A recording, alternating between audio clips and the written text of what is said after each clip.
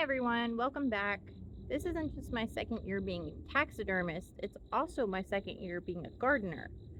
And I don't know if I can say that I have succeeded so well in gardening this year.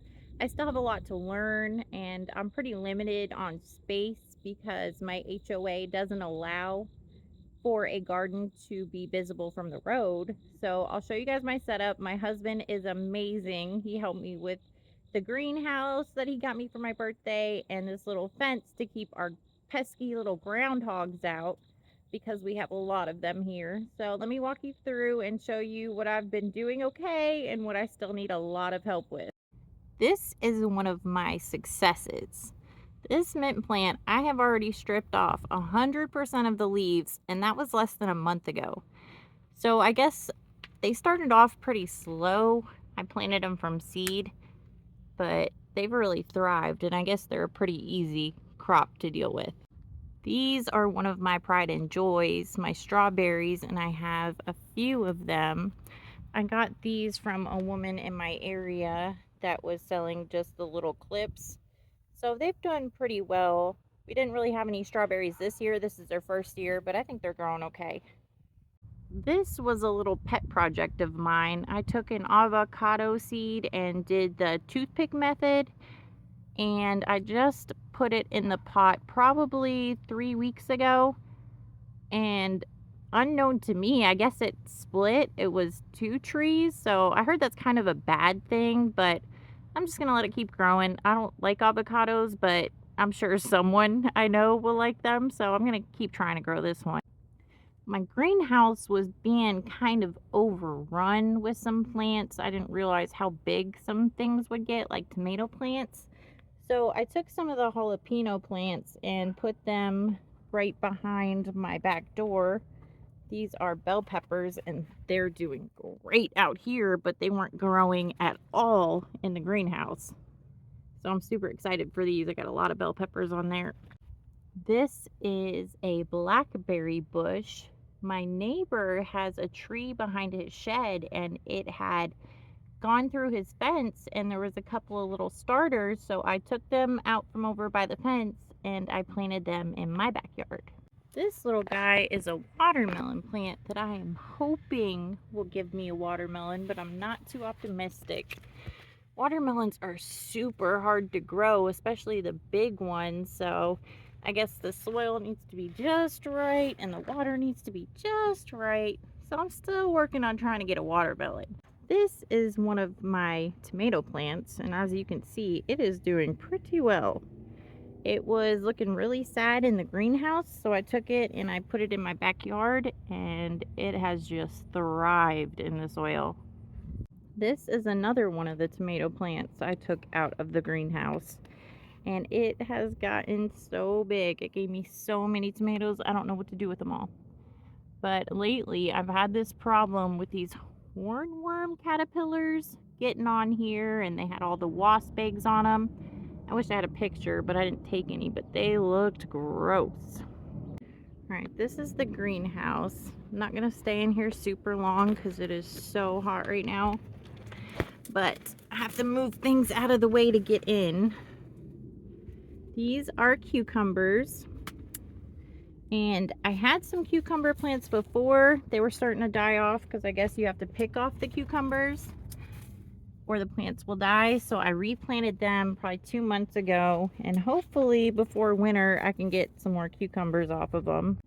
And this greenhouse has just been overrun by indeterminate tomato plants. I mean, they're just everywhere. I do have my little jalapeno patch right here though. And I've gotten hundreds of jalapenos from this. But it's mostly tomatoes. I mean, they're trying to get out of the ceiling. I keep cutting them back, but they keep growing. I think next year I'm definitely going to keep those out of the greenhouse in the yard instead. Here's some more cucumbers. And then hiding down in here, I have some strawberry transplants that actually started growing. So hopefully these do okay next year. I'm going to leave them here. All right, this is my last little patch of garden in the yard. I have broccoli that I took out of the fenced garden because something was getting in there, as you can see, and just decimating it. So I thought if I put it closer to the yard, whatever it was would hopefully stay away. Another tomato plant I took out of the greenhouse. It's doing really well out here too, as you can see. And then I have this little guy, which is an apple seed that I planted from an organic apple. So hopefully it turns into an apple tree in a couple of years. Fingers crossed. Oh, and there's another blackberry bush that I got from the neighbor's blackberry.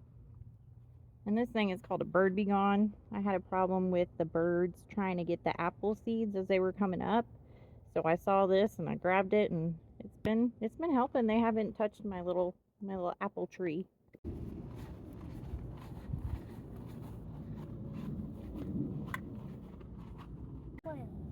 These are all the plants? Yeah. All right. Mason, what's your favorite plant in the garden? That one. That one? What's that? The jalapenos. Why do you like the jalapenos? Because they're spicy. Do you eat them a lot?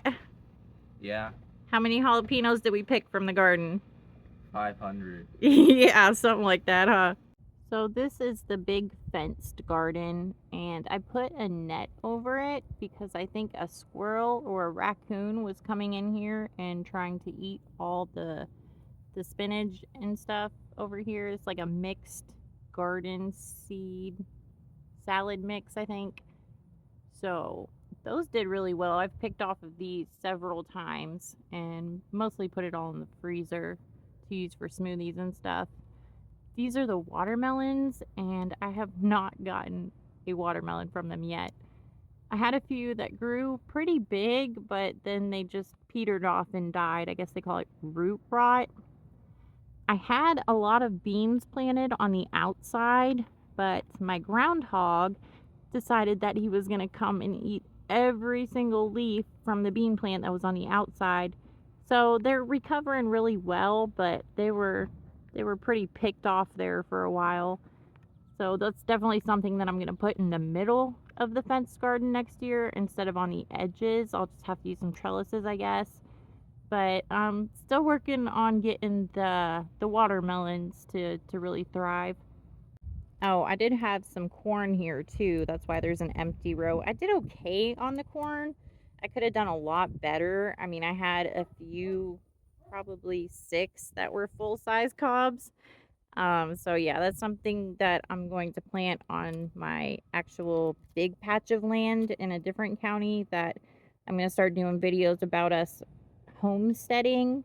We're going to start with a tiny home, and then we're going to go on to, you know, the whole farm with pigs and cows and chickens and all that stuff. So stay tuned for those videos because they'll be coming pretty soon. And last but not least, in this section of my garden, I have potato plants that are still growing. I've picked a lot out of the ground and I had an okay harvest. It wasn't fantastic, but as you can see, the watermelons have overrun everything else that I put in here, including the beans pretty much. So I had this whole row was potatoes. I took a lot out, but there's still some that are growing. It's kind of hard to see over all the watermelon vines, but so that is my setup, my little second year garden. If anyone has any tips for Zone 7A in Kentucky, I would greatly appreciate it. You know, starting from scratch. It's been difficult, but it's been fun. I love a challenge, and gardening is definitely a challenge. So hopefully next year I can have lots of crops to feed to my family, and thanks for watching.